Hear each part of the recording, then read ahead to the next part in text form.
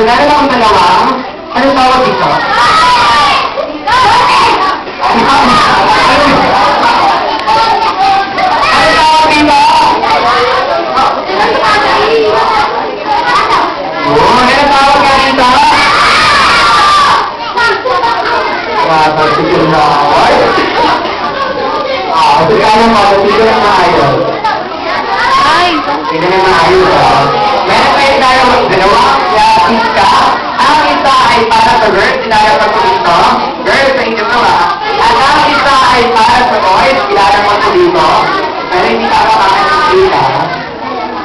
At ngayon, maglalagay kayo dyan na maraming